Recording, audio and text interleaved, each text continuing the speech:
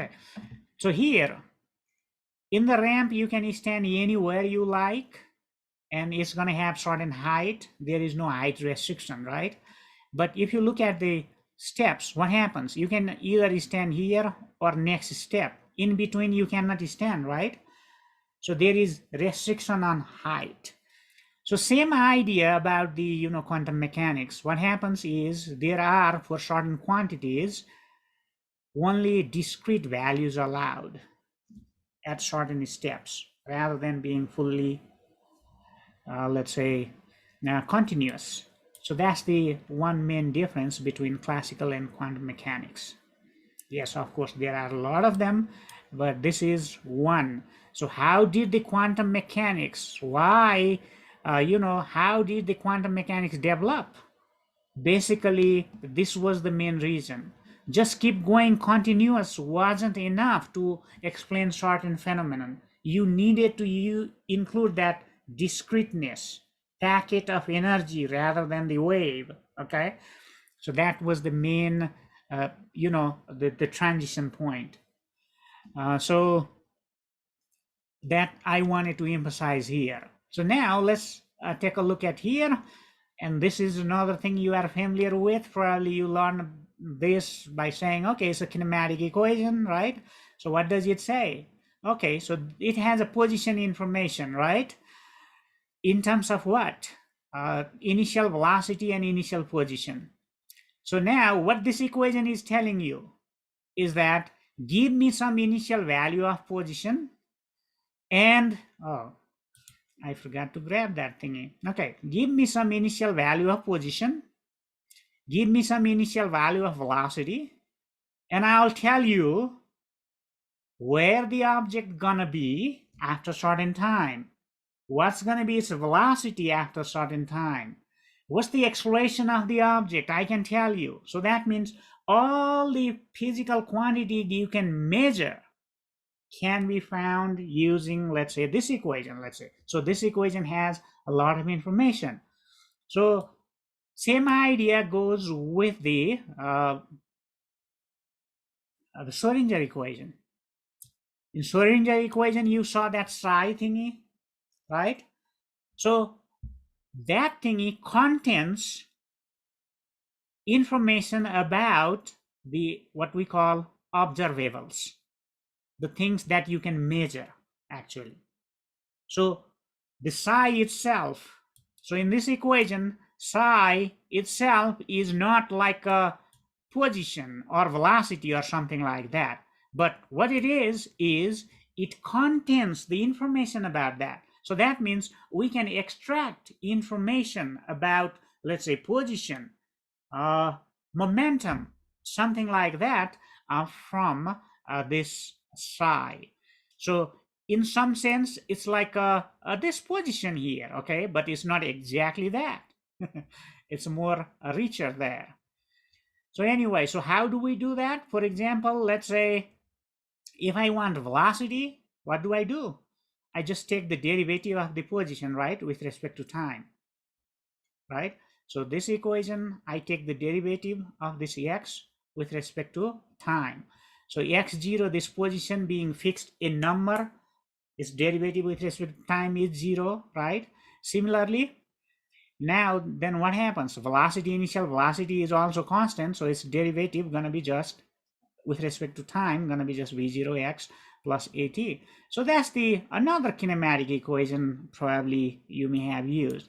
So here point I am trying to make is that if I have this, then I can extract information, more information from that equation by doing some sort of operation there.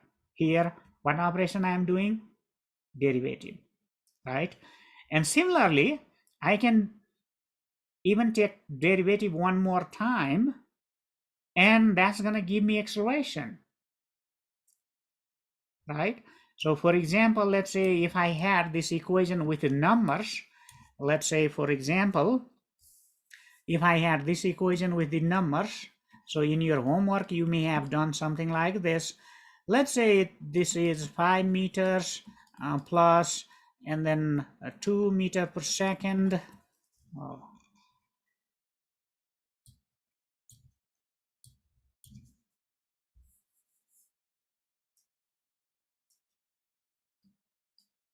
2 meter per second times t plus, let's say 4t square.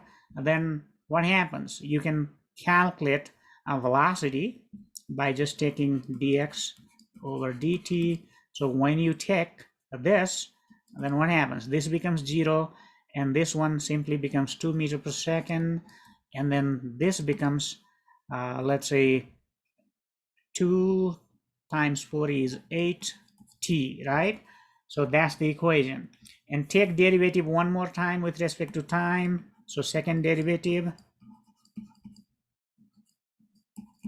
So this becomes 0, and this simply becomes 8, and that's the acceleration. So that's how you can extract information from given equation. So that's what you do from the that psi function in Schrodinger equation. So now here, once you have acceleration, you can write the force. And these are all vector quantities. I kind of got a little lazy to put all the arrows in all of those. So let's say these are understood, okay? These are vector quantities, okay? So I can find force from there.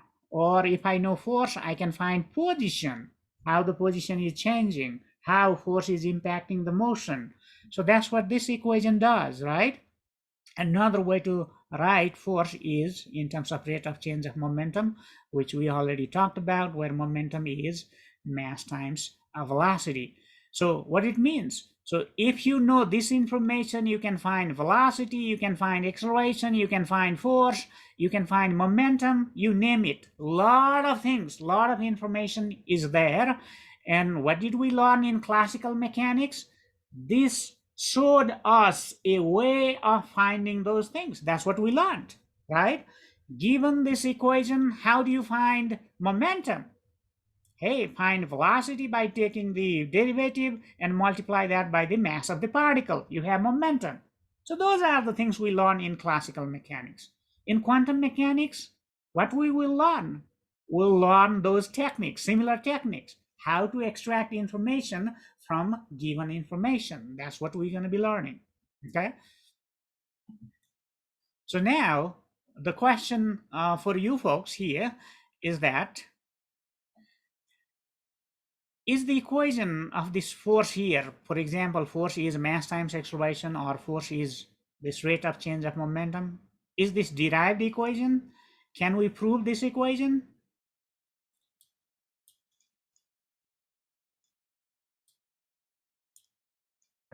Isn't this just from observation? Or, I mean, I don't know how you can derive it necessarily. Yeah. So these are what we call laws of physics, right? And we just write it down and we start from there, right? So in quantum mechanics, Schrodinger equation is not derived equation. It is law of quantum mechanics. We take it is as the Newton's law, and then we work from there, okay? So now let's look at one example. So in quantum mechanics, what happens is we describe the motion of particle like electrons. What electrons does? Electron is going around the, let's say, in our classical picture, electron is going around the nucleus, right? So when something is moving in a circle, you can think of that as like a going back and forth as well. So even that is an oscillatory motion. Even that is an oscillatory motion. So a lot of things can be described by using the oscillatory motion. Do you folks remember this mass spring system, going over mass spring system in physics? I'm sure you do, right? So I'll slightly review that, okay, by using the things we just learned, okay? Here, K is spring constant. So what happens? It's just moving back and forth. So now, here, the force, spring force, is this negative K times X. So negative simply means it's a restoring force. It's always trying to pull it back towards its original equilibrium position. And that's what the negative sign means, right? So now what I can do is I can use Newton's second law and write this force as mass times acceleration. So how do we use that information to get, let's suppose I want to find, let's suppose what I am going to find, I want to find where the mass gonna be at a certain time. I want to find the position of this mass. So how do I use Newton's law to extract position, speed, energy, and so on? How do I use that? So we're going to be using similar techniques in the quantum mechanics as well. Okay. So mathematical technique. So this is that kind of review. So what happens, let's say I want to solve for acceleration, then I can write something like this, right? And if I want position, then what I have to do is I need to solve this equation. But I may not know exactly acceleration. So what I can do is I can write acceleration in terms of position. Remember, second derivative of position is the acceleration, isn't it? So I can do that. But before I do that, I may just simplify this by writing k over m is omega square. And the omega is also known as angular frequency. So just plain frequency is like how many times it repeats every second. That's the frequency. We say that f or nu, right?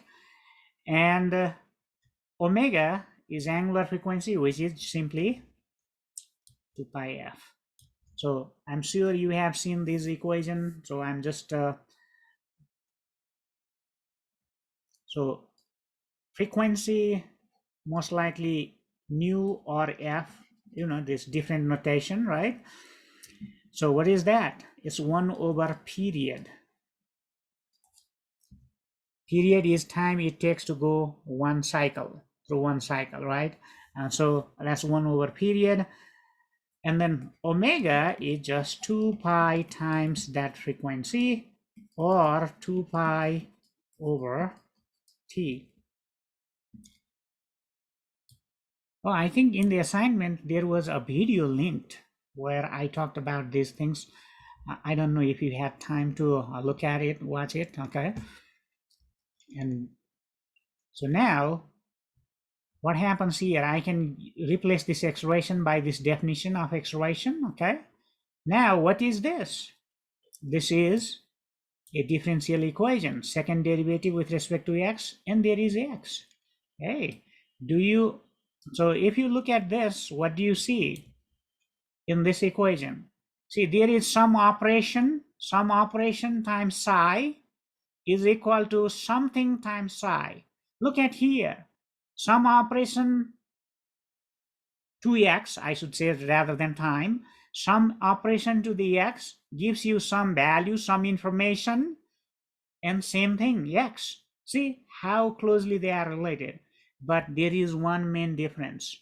You see, there is no imaginary number here in this equation, but there is this imaginary thing in this equation. That's one main difference.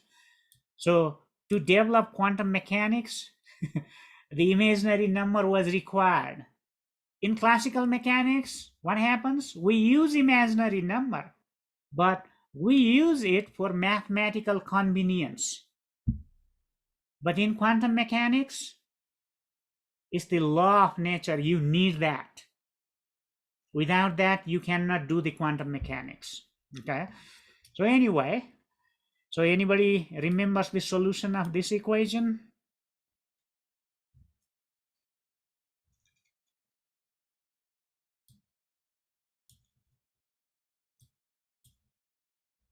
This looks like a second order differential, right? Yeah, this is second order differential equation. Yeah, that's what that is.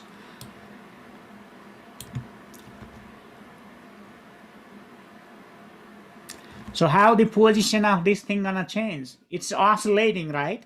So oscillating function is gonna be sine, cosine, combination of sine and cosine, something like that, right? So we can make a guess and write something like this, okay?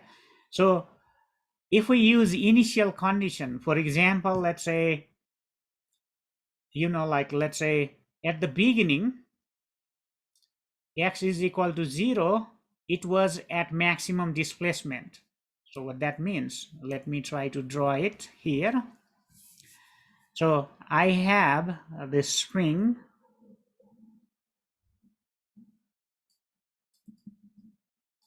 mass thingy, and what is it doing? It's going this way, it's going this way, right?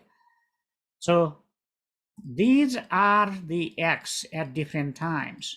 These positions are the x at different time. So when x is max,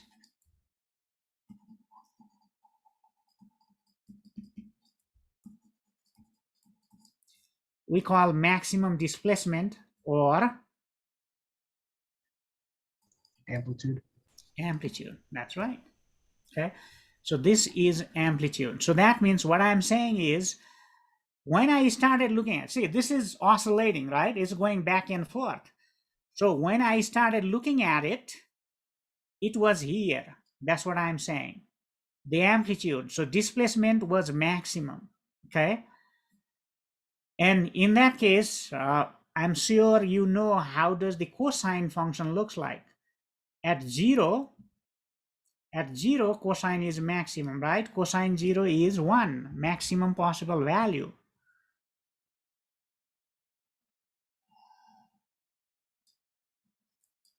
So what is this? This is just the position with respect to time, okay? So that's how the position is changing. When I write this, the solution is this. I'm using this initial condition that at the beginning, at zero time, when I looked at it, it was there, okay, something like that. So at maximum, so this maximum means it's represented by cosine function, okay? What if it was, let's say, at the equilibrium point at 0x? Where is 0x? See, it's going, so this is x is equal to 0, we call equilibrium. I'm hoping it's bringing back all those memory you went through. Okay. So if I use that when x is, x0 is 0, then it's going to be sine. Okay. It's going to be sine. And what that means in terms of plot, that's what that is. Sine is this function. Okay. But who says I have to look at when it is maximum or when it is 0? It can be anywhere, right? So that's where the phase or the general solution comes in. That's where the phase is a fancy angle, sorry, fancy name for the angle. So let's say it was somewhere there, okay? Then what is the angle corresponding to this if I'm plotting, let's say, angle over there? If I say that is phi, then that's the phase angle. So that means, so I did not start at the 0 point. I did not start at the maximum point, but when I started clock, that thing was somewhere in between 0 and maximum, okay? So that means that's the more general situation. So I can write that kind of solution as well. So that's the more general. So this can be written either as a sine of this or cosine of this. What's the difference between sine and cosine? Not much. If I shift by a phase of 90 degree and you start from here, if I just start from here onward, it's a cosine, isn't it? See that? It's a cosine function from there. So difference between sine and cosine is just the 90 degree difference, okay? So if you shift sine by 90 degree, you get cosine. Probably you have seen this in your trig, okay? So anyway, so what it means is that, let's say, I found position from there. Using Newton's law, I found the position. Now I can find other things using this equation, right? So if I want speed at any time, what do? I take the derivative of this, right? We already know. And acceleration is already there. We started from there. I don't need to find acceleration. It's already there. So that means once I have position, I can find velocity, I can find acceleration, and so on. And that's what we do in physics, right? We calculate these different parameters for several or different kind of thingy, right?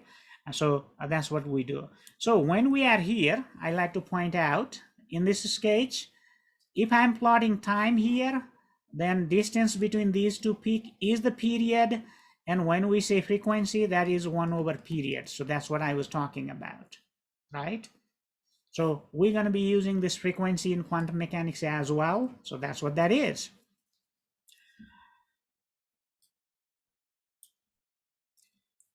But we can also write more general.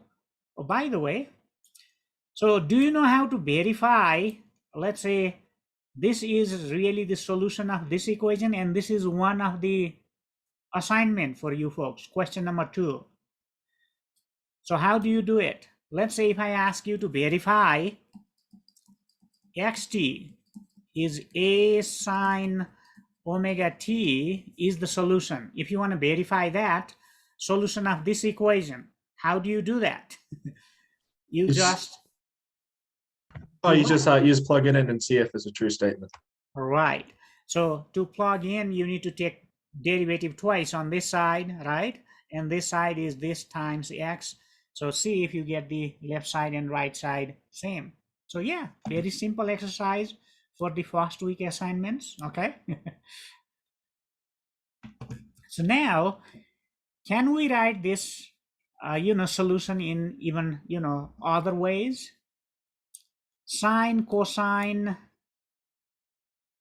this oscillatory thingy, combination of sine and cosine, those things can be also written in terms of exponential function, right?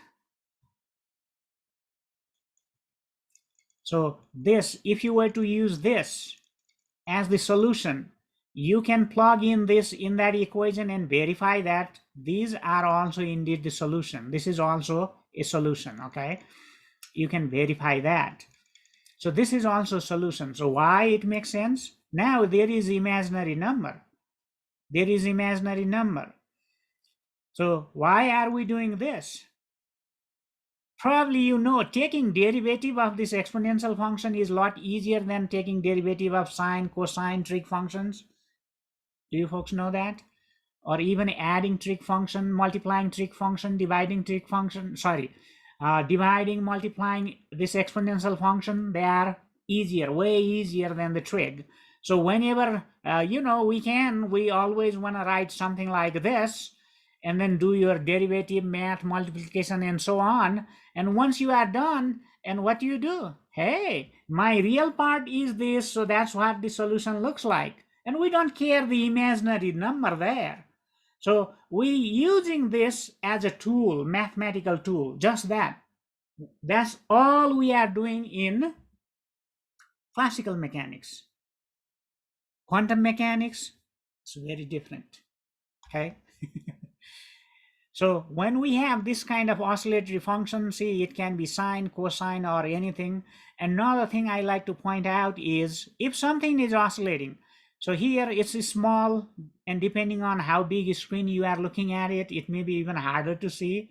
In this animation, notice there is a dot that's going up and down along the diameter. Did you see that? Do you see that? You can think of that as an oscillating object, like a mass attached to a string, oscillating object, right? So yeah, that oscillating object can be thought also as a rotating object if you look at the projection at different point, okay? So rotation and oscillation, they are related, closely related. So you can describe those kind of function using these sine and cosine functions. And when we deal with, oh, there is this, do you mind if the double E of the class use J instead of I for the imaginary number? Yeah, I know that if you use it, I don't mind it, okay? But I'm used to I, and in my notes, even in our quantum mechanics book and quantum computing book, you will see I, okay? So hope you don't mind and try to get used to it, okay? It's just a notation.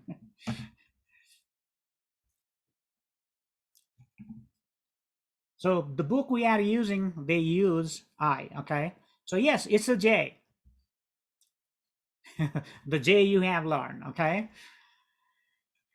So anyway, so this can be written something like this. This is called Euler's formula, right?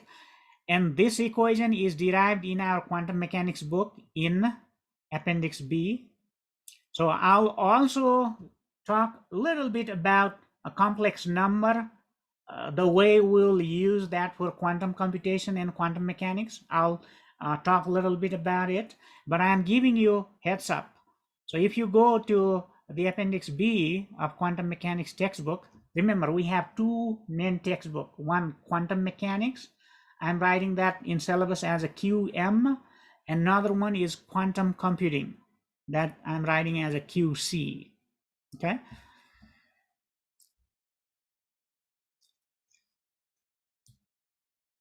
So far, looks like, I wrote a lot of equation. I showed you a lot of equation here.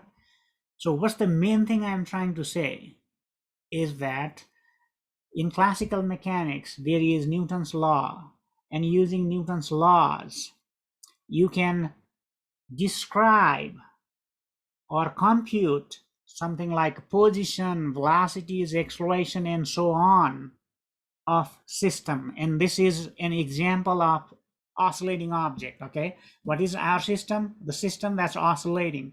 And in quantum mechanics, we may find that kind of object as well.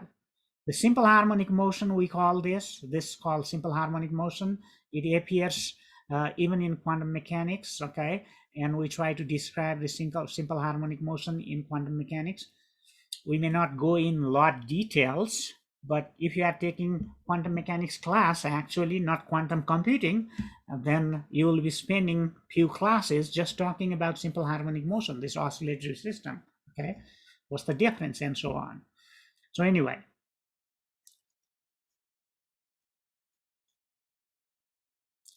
yeah, so Bloch sphere. So here, Heather is saying that we use this model to the Bloch sphere. So what is Bloch sphere? Bloch sphere is just, like representation of qubit as a dot on the surface. And when we manipulate qubit, when we do quantum computation, what do? We simply rotate that thingy, move that point. And here what's happening? It's moving. It's moving in 2 dimensions. In our case, it's going to be 3D. Bloch sphere, 3D, okay? So only that's the difference. Yeah. Thank you for pointing that out. Welcome. Just out of curiosity, if this was in 3 dimensions, then with the equation change here, we would have to make modifications to model the Bloch sphere since this is only 2-dimensional. I am having very hard time hearing you, Heather. Can you come a little closer? Can you hear me better now? I'll just write it. Okay, so there is on the chat. So, oh, that's a different one.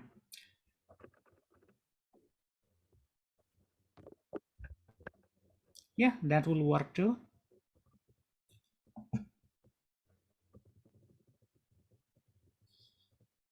So this kind of math, yes, we'll use in quantum mechanics and also in quantum computing, okay? This kind of math we'll use, this level of math.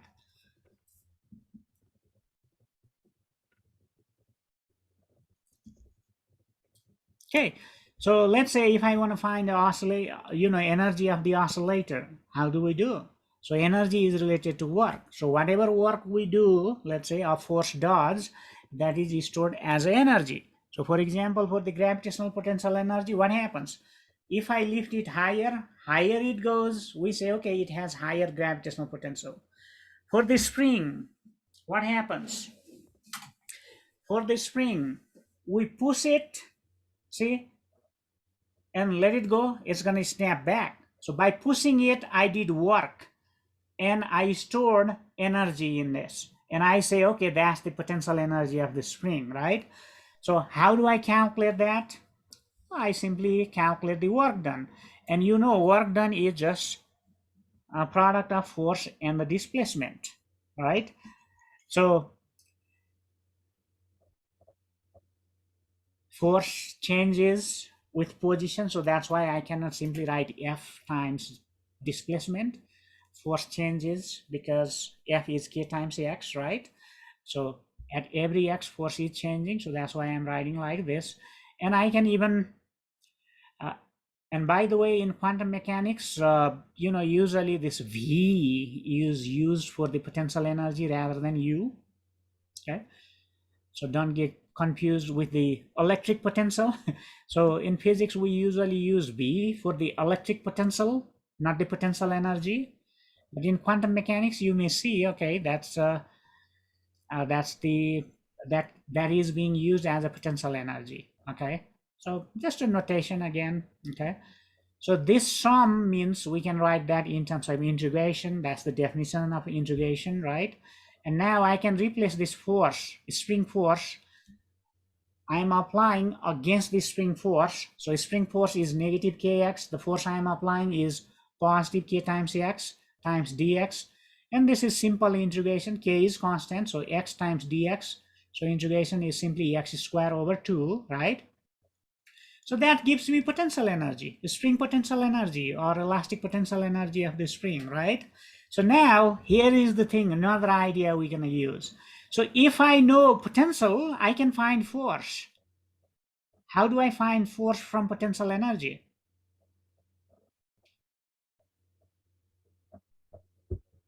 I take derivative, okay? Take the derivative of potential energy, you get force. For example, here you get kx. What is kx? Kx is force in this case. But remember, spring force is negative kx, so that's why this negative sign shows up. So what happens is the force is negative derivative of the potential energy. So we will be using this equation next class. Okay, we'll be using, and if you read first chapter in quantum mechanics book, you'll see this equation being used, I think, or at least it talks about it. But here we are talking all in one dimension, right? If you generalize this in 3 dimensions, then you have to use that del symbol. But we'll mostly talk in 1 and 2 dimension. Okay.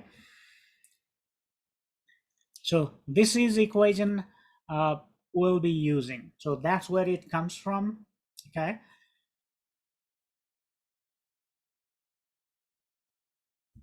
Now, quantum mechanics is also called wave mechanics. So let's talk a little bit about wave, classical wave. So whatever we are talking here is a classical physics, of course. Okay, so let's talk about a little bit about classical wave. So what is wave? So for example, if you tap on the water surface, what happens? It generates the ripples, right? And those ripple moves as wave. And here in this sketch, what do you see? It's not the water molecule that's going up and down. What is going up and down? What is, oscillating? Fields. B is a magnetic field. E is electric field. So this is electromagnetic wave or light wave, light radiation. That's what it is. So how do we generate light wave? One way, use filament bulb, right? Filament bulb produces light, right? And light is spread all over the room. So what's happening in filament light bulb? This wire has an electron. So when you connect that to voltage, what happens? That electron oscillates, moves. When it oscillates, what happens? Charge is oscillating. Charge oscillating means it generates oscillating electric field. Oscillating electric field generates oscillating magnetic field and so forth. So that's how this electromagnetic wave is generated. That's what the electromagnetic wave is. Light wave, X-rays, all those electromagnetic radiation, it comes from the oscillation of charge. Faster charge is oscillating, high frequency, more energetic waves comes in. Slower it is oscillating, low frequency, okay? But nice thing about it is that it gets detached from the charge and it can move, and that's what this animation is. There is no charge anymore here, okay? There is no charge. Charge was in the source, just like antenna, right? You folks are familiar with the antenna, right? In the antenna, what happens? By supplying that little voltage on the antenna, you are making that charge go back and forth, flipping the positive and negative charge. You are making that charge oscillate. That oscillating charge generates the certain frequency wave, and that's what travels. And you use another antenna to catch it. So wave now goes to the antenna and make the electron oscillate in that antenna, right? And then when this is oscillating, then now it's a moving charge can generate voltage and current, and that's what goes in our device, and that's the signal our device receives, and we hear radio, we watch television, and so on and so on. So that's the electromagnetic wave I'm talking about here. Okay, so it comes from the oscillation. So that's why the oscillation is important. Okay, oscillations, they are everywhere. So anyway, so that's where it comes in. So just like we saw this equation, did I write that equation? Remember, the solution of this equation was this. This came from this equation, isn't it?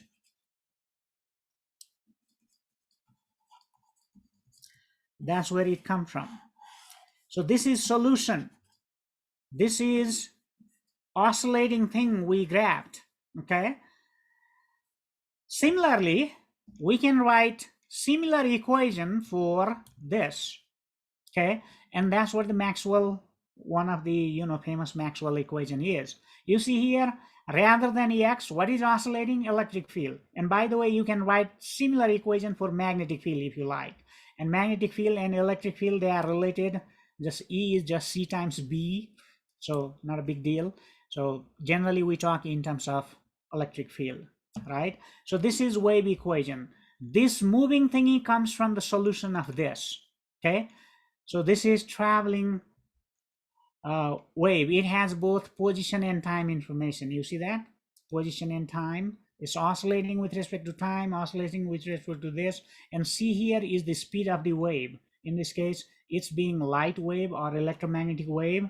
That. And now you see the solution looks very similar. See, we have this omega t here, right? Now we have one more information, position information as well. And just like we wrote in terms of exponential form, we are writing something like this. So now what happens?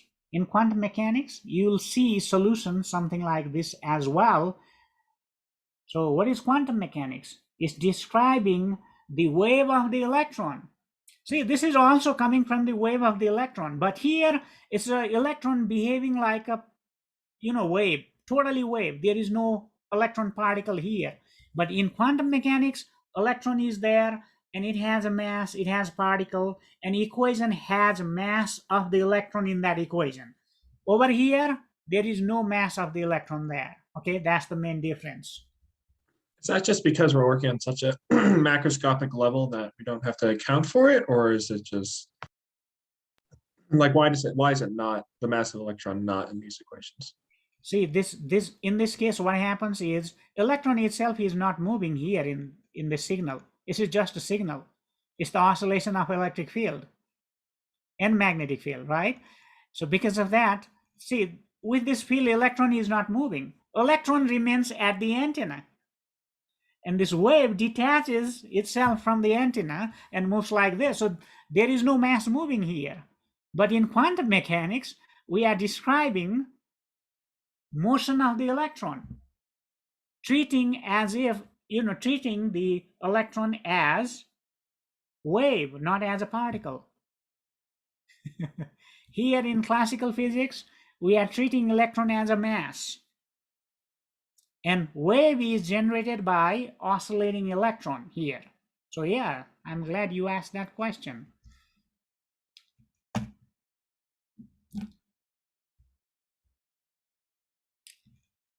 Any more question from, I like to hear from actually everyone, okay? Yeah, so in the Schrodinger's equation, is the mass contained within Planck's constant? So in this equation, there is no Planck constant here. No, in Schrodinger's equation. Oh, mass is different. Right, you were saying mass is calculated in Schrodinger's equation, just not here. I was just asking where in Schrodinger's equation is the mass. Oh, okay. So here, this H thingy you see, that's what we call Hamiltonian. What it is sum of kinetic energy plus potential energy. So what is kinetic energy? Half mv square of that particle. So that's where the kinetic energy gonna be, and this potential energy, and so that's what I was talking about. Remember when I wrote force is the derivative of potential energy. So from the force we can derive potential energy and use that in this equation. So this is very simple, simplest form of the Schrodinger equation. Okay, so of course there are all the details buried in this thingy. Once we expand them, and then we're gonna see all of them. Yeah, good question there. So Heather is saying, so technically we are dealing with photons here. Yeah, this package is a photon. Okay. So this is basically what we are representing as a wave, but later it turns out that light can behave as a particle as well, and we call that light photon. So electromagnetic wave can be thought as the stream of these photons as well, and that was verified in the photoelectric effect experiment. Okay, so now this is from the part of the reading I assigned you folks on that. Remember I showed you, right? So let's talk a little bit about that one here. So why we needed quantum mechanics. So up to this point, classical mechanics was fine. It was describing everything, light and so on, right? So where did the problem arise? So I'm picking some of those evidence, where the classical mechanics wasn't enough to describe what we were observing. We needed new physics, okay? So that's the importance of the things now I'm going to be talking about, or we're going to be talking about, okay? Here. So here, if you hit something, what happens? It glows, right? So for example, here, this nail being, like iron nail being, like torched. So because of that, what happens? You have red. When it's not that hot, it's red hot. If it's hotter, it becomes like yellowish. And if it is really hot, then the blue color comes out, okay? So if you see blue color, then it's hot. So if you use gas stove, for example, for cooking, when you turn on the stove, there is a flame coming out. What's the color of that flame? Usually it's a blue, isn't it? Unless your your burner thingy is really, really dirty, messed up, it's usually blue, right? So that's a very hot thingy.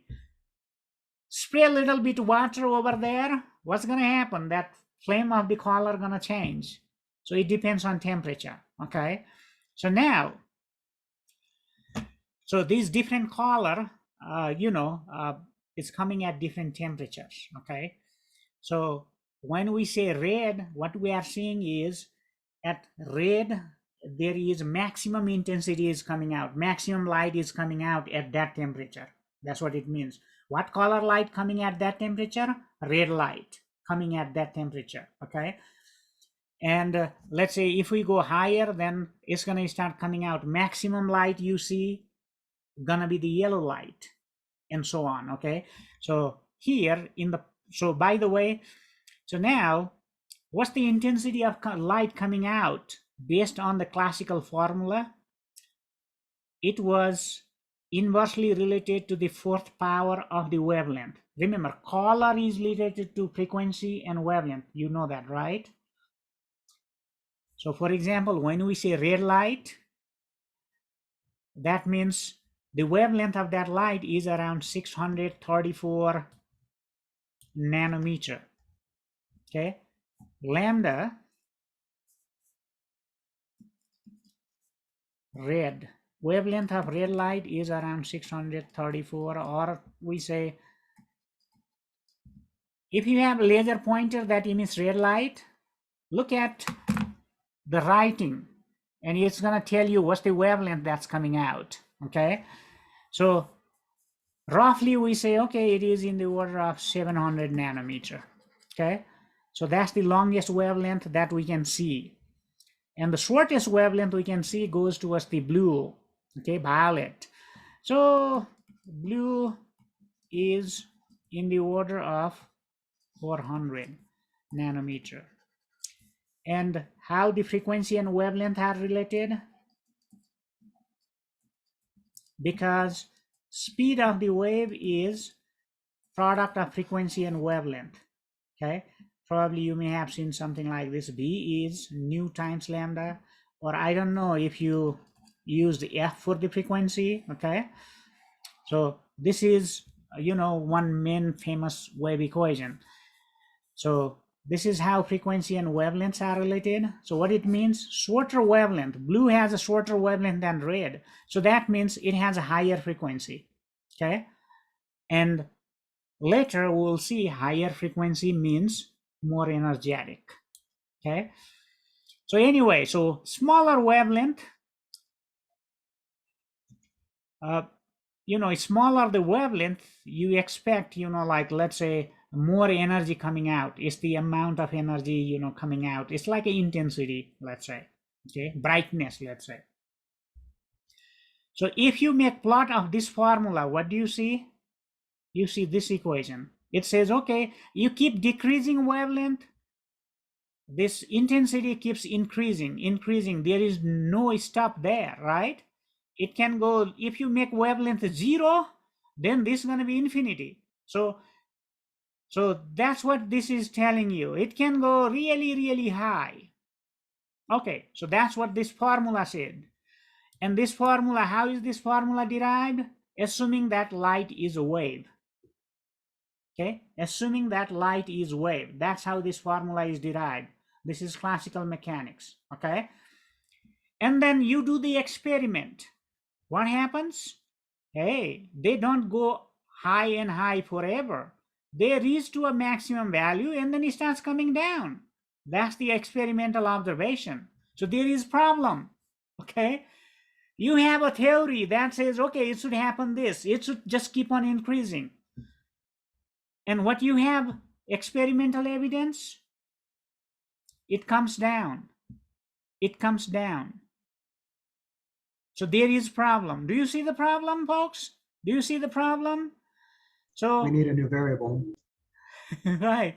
So the problem is we are assuming light is a wave and we have a formula, and that gives us one result. Okay, so based on that theory, the result should be this. Based on that theory, result should be this. But what are we getting when we actually do the experiment measure? What is actually happening? That's what the experiment is, isn't it? Experiment is what's happening. What's the theory? What do we expect will happen? What's the experiment? What's really happening? Because that's what we are measuring. So what's actually happening is this. They are coming down. And higher the temperature, they you know, go higher and become more intense.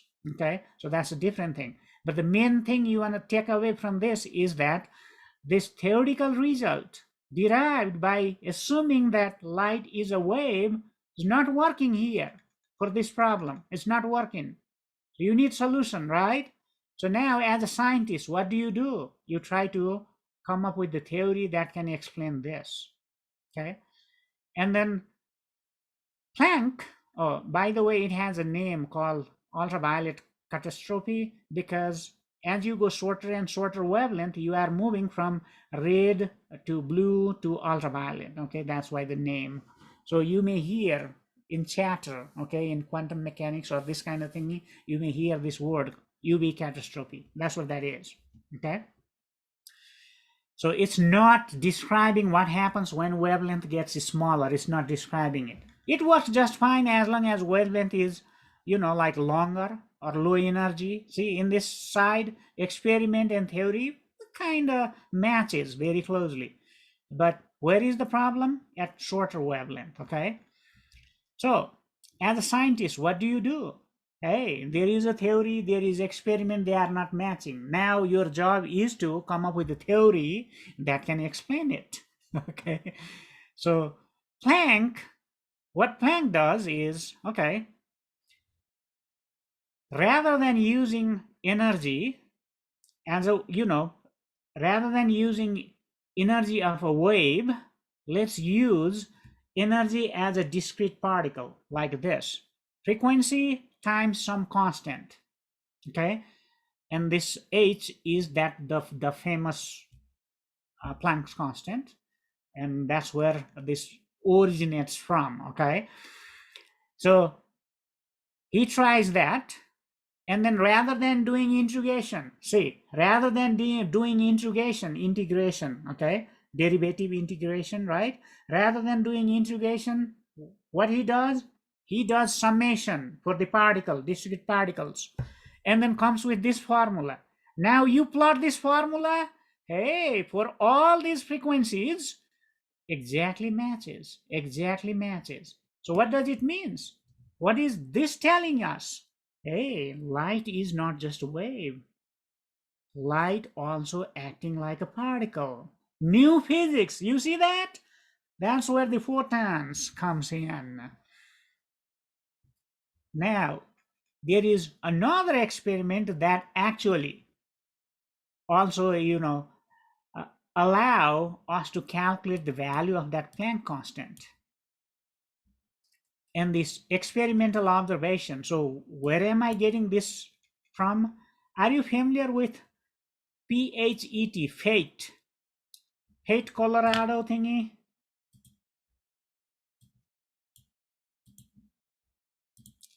So let me grab my keyboard and type something here in the Google. See, I'm not just teaching you folks, I'm just also trying to show you where to get the resources so that you can learn yourself, okay? So here, it has a lot of simulation at different disciplines, okay?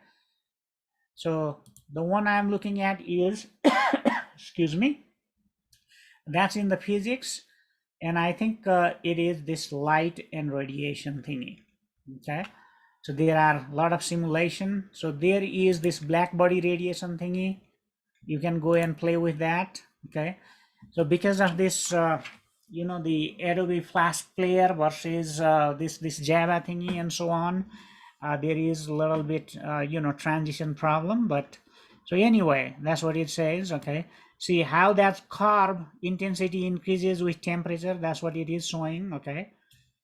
But another one was the photoelectric effect. I got that from, yes, I searched here and found it, okay? So circuits.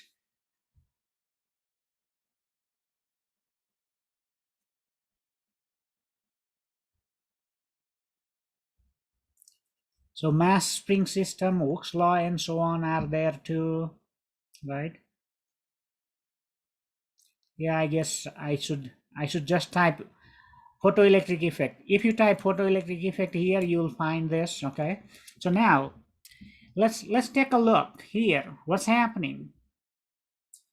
So there is light, and you can change the intensity of the light. So that means brighter light versus not so bright light. That's what intensity is, okay? So for example, let's say you are using 5-watt light bulb versus 100 light bulb. What happens? You get brighter light, right? When you use 500-watt light bulb compared to 100 light bulb. So you are changing the intensity. here. And this is not animation, it's just a snapshot, a picture, okay? And there is wavelength you can change. So that means you are changing the color. Do you see that? Okay. Now, in this experiment, what you do is you are shining the metal surface with light. So metals, it has electrons, right? So if you supply energy, what happens? Electrons comes out.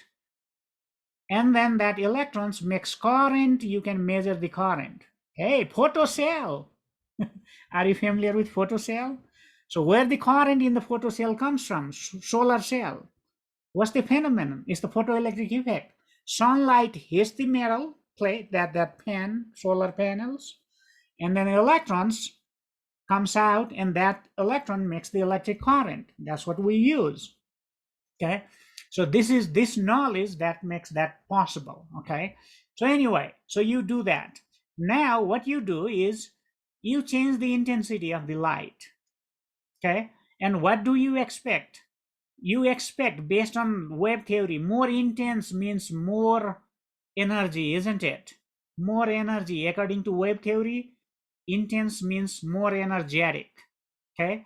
If you are supplying more energy, these electrons supposed to be coming out with higher energy. Do you get what's supposed to happen based on classical physics? Do you get that? Let me tell one more time. More intense light means more energy you are supplying to that the electrons, okay? According to classical physics. So that means the electron that comes out because of the shining of light supposed to come out faster if you apply what? More intense light. And when you do this experiment and change the intensity, what do you find? No, you're not getting more energetic electron. The kinetic energy of electron is not larger from the intensity of light. Rather, what's happening is more electrons coming, so larger current flowing, but electrons are not moving faster. Okay, electrons are not moving faster. So that is in contradiction to classical theory. Okay, here, maximum energy of the electrons depends only on the frequency of light. So now, if you want faster electrons coming out, what do? You change the color of the light, or frequency, or wavelength, whatever you like to call it. Okay, you change that. What happens? Now electrons are moving faster. Hey, how do you describe that?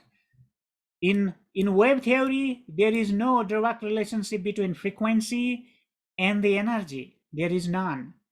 So what Einstein did, Einstein used that Planck's idea. Energy is directly proportional to frequency. Okay, use that and then described this phenomenon. Okay, said, okay, kinetic energy simply depends on that discrete energy minus the binding energy of that, metal that binding the electron. So you have to pull it out, and then once any extra energy goes to speeding up the electron. That's what this photoelectric effect is telling us. Okay, that's what it says. Okay, so this explanation, so where did this explanation come from? What was the success behind it? Using the discrete nature of the energy, not continuous like in the wave, rather they are energy packet of h nu. So electron gets energy only from the packets, not from more than one packet, but one packet at a time. That's what this equation is telling us. Okay, so there was this failure of the classical theory and success of the quantum theory here. Okay, what is quantum means here? Just the discrete packet of light, and that's what we call photon. That's where the name photon started from. Okay, and now, is light wave or particle then? Right, the question arises, is light wave or particle? And turns out that experiments suggest that light is both wave and particle. light is both wave and particle. So for that, there is this laser light you shine through this different mirror, something like that. And then, like, let's say, so that control such that you get to the level of, so dim, one photon at a time or few photon at a time, you go up to that control. Okay, so this picture I took it from there. Okay, so that's the experimental design. So what it is saying, if you have only few photons you are capturing, it doesn't look like wave. If you capture more photon, lot of photon, then make plot, it looks like a wave. Okay, another way to looking at it, if you are looking at just few photons, they are dots like a particle. If you collect all of them, they go through the interference like a wave. Okay, so this experiment shows, and of course this is just one of the experiment, and this proof was way before this. So here, this is one example that light is acting like both wave and particle. Both wave and particle. Okay, that's the proof. Now, where does the quantum mechanics comes in then? Hey, de Broglie says, okay, light is acting like a particle and a wave, then why matter cannot act like a wave? Now I'm making matter waves. I'm making electron as a wave. Now, if you say mass or particle a wave, what's the wavelength of that wave then? You need an equation, right? How do you find the wavelength? And de Broglie gives you that equation. This is the wavelength of what? Matter. This is Planck constant, and this is momentum, mass times velocity. So now de Broglie says, go ahead, find the momentum of any particle and use that, and use that in this formula, you get the wavelength, de Broglie says. So electron can behave like a wave. So what's the proof of something being wave? It has to go through the interference. What's the test of wave nature? Is the interference, diffraction. So now, this is what we already know. This is the diffraction of X-rays, and X-rays are waves, right? So they are behaving like a wave, the classical waves. X-rays are classical waves. Now you use electron, and you get this nice pattern, diffraction pattern or interference pattern, just like X-rays. So what does it mean then? Electron is actually behaving like a wave. So now we have electron microscope based on that discovery. Okay, based on that discovery, we have now electron microscope. So sure proof there. So matter wave works like a wave. So now wavelength is there. Then now next question is, what's the equation that describes the wave nature of matter? What's the equation that describes the wave nature of matter? And that's where Schrodinger equation comes in. Okay, that's where Schrodinger equation comes in. And next class, we'll start talking about the development of quantum mechanics using an experiment called Stern-Gerlach experiment, and we will develop the mathematics that is used to describe quantum mechanics. Okay, folks? Oh, looks like I went a little bit over 17. I'm here. If you have questions, feel free to ask. If you have to leave, please feel free to leave. I'll see you next class. Remember, first assignment is due before next class, and you need to upload that in Canvas. Thanks, Professor. Thanks, Professor. Hey, you are Hey, welcome. Professor. Hi, Professor. This is Chaitanya Santosh. Yeah, actually, quantum computing class isn't yet added in Canvas. So how can I proceed with the assignment? Can you help me out? Most likely, you will get the access of Canvas pretty soon if you already, let's say, went through that registration process. If not, Okay. If not by, let's say, tonight, then write me email and I'll attach the assignment to a email and send you that. Okay. Okay, Professor. Okay. Thank you.